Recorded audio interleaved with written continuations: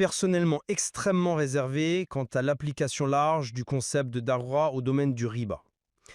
Les termes utilisés par le Coran pour condamner le riba sont d'une sévérité rare, comme je l'ai mentionné avec la métaphore de la guerre. Ça indique le statut particulièrement grave de cette interdiction. Invoquer la nécessité devrait rester l'exception absolue, évaluée au cas par des autorités religieuses compétentes, reconnues pour leur piété, leur savoir, et ça ne saurait en aucun cas servir à justifier une normalisation ou une banalisation du recours à l'intérêt conventionnel.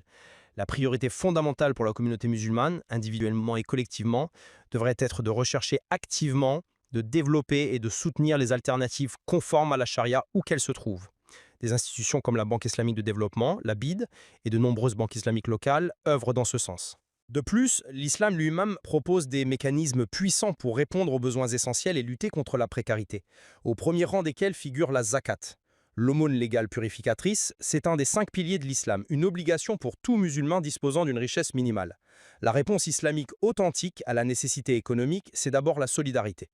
La solidarité intracommunautaire, le partage, l'entraide, la circulation des richesses via des mécanismes comme la zakat et les dons volontaires, les sadaqat, bien plus que la facilitation de l'endettement par l'intérêt. En conclusion, je maintiens fermement ma position.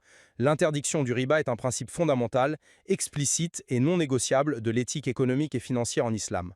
Selon ma compréhension des textes et de leur interprétation classique majoritaire, cette interdiction s'applique à l'intérêt bancaire tel qu'il est pratiqué dans le système conventionnel. Parce qu'il constitue une augmentation garantie sur le capital prêté, déconnectée du partage équitable des risques de l'activité économique réelle.